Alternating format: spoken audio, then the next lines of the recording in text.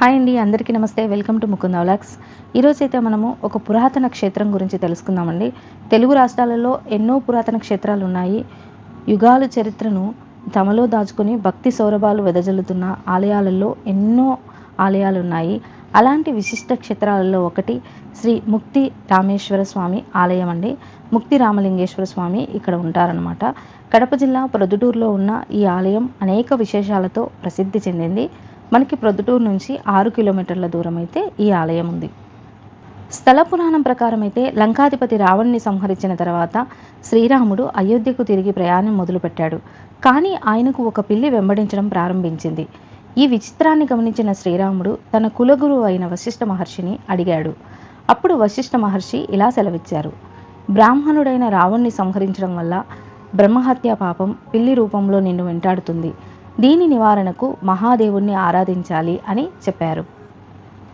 అప్పుడు శ్రీరాముడు శివలింగాన్ని ప్రతిష్ఠించి పూజ చేయాలని నిర్ణయించుకున్నారు. కాశీ నుంచి శివలింగం తీసుకురమ్మని హనుమంతుల వారిని పంపారు.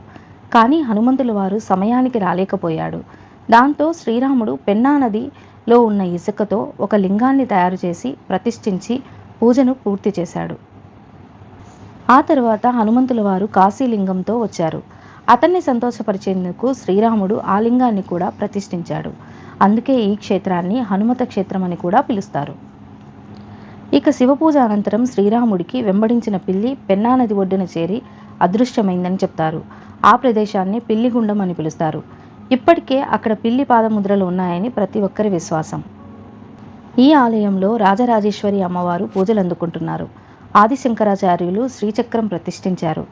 వీరభద్రుడు, సుబ్రహ్మణ్య స్వామి, సీతారాముల వారు, అలానే దక్షిణామూర్తి దక్షిణముఖంగాను లక్ష్మీ నరసింహుల వారు కూడా మనకు దర్శనమిస్తారు. ఇక నాగులు పడగలు, నవగ్రహాలు, అలానే కోనేరు కూడా మనకు దర్శనమిస్తారు. చైత్రమాసంలో పౌర్ణమి నుండి 10 రోజుల పాటు బ్రహ్మోత్సవాలు చాలా ఘనంగా జరుగుతాయండి. కార్తీక సోమవారాల్లో భక్తుల రద్దీ అయితే ఎక్కువగా ఉంటుంది. ఇక దీపాలు వెలిగించడం, కార్తీక సోమవారాలు, నోములు ఇలాంటివన్నీ పూజలు జరుగుతాయి అక్కడ. ఈ ఆలయ గోపురాన్ని శ్రీకృష్ణదేవరులు నిర్మించారంటూ శాసనాలు చెప్తున్నాయి. 5 అంతస్తుల రాజగోపురం అద్భుత శిల్పాలతో అలరిస్తుంది మనకి. శ్రీరాముడు ఇక్కడ శివారాధన చేసి బ్రహ్మహత్య పాపం నుండి విముక్తి పొందాడు కాబట్టి అందుకే ఈ క్షేత్రాన్ని ముక్తి రామేశ్వరం అని పిలుస్తారు. ప్రొద్దుటూరులో ఈ ప్రతిష్ట ఉదయం జరగడం ఈ ప్రాంతానికి ప్రొద్దుటూరు అనే పేరు వచ్చిందని ప్రతి ఒక్కరూ చెప్తారు.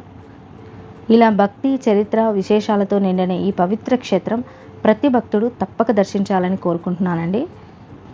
ఇక్కడ ముఖ్యంగా చెప్పాలంటే ముక్తి రామేశ్వరంలో ముక్తి రామలింగేశ్వరం స్వామి, రాజరాజేశ్వరి దేవి అమ్మవారిని దర్శించుకున్న తర్వాత ఖచ్చితంగా హనుమత లింగేశ్వరిని కూడా మనం దర్శించుకోవాలి. బయటికి వస్తూనే కుడి పక్కన నందీశ్వరులు వారు కనపడతారండి.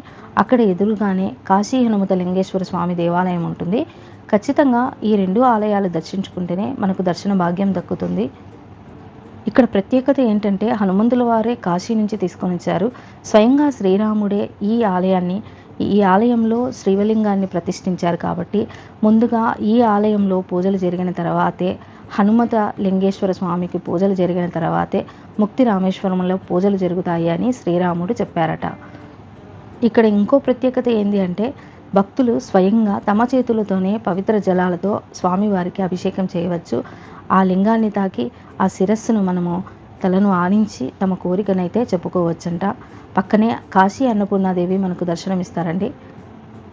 అందుకే ఈ ఆలయ దర్శనం, ముక్తి రామేశ్వర దర్శనానికి మొదటగా మనము హనుమంతుల వారు తెచ్చిన కాశీ హనుమాన్ లింగాన్ని అయితే మనము దర్శించుకోవాలి. ఆ తర్వాతే ముక్తి రామేశ్వరంలో ముక్తి రామలింగేశ్వరం స్వామిని దర్శించుకోవాలి. ఇలాంటి దేవాలయ విశేషాల కోసం మన ఛానల్ అయితే సబ్స్క్రైబ్ చేసుకోండి. Thanks for watching Mukunda vlogs.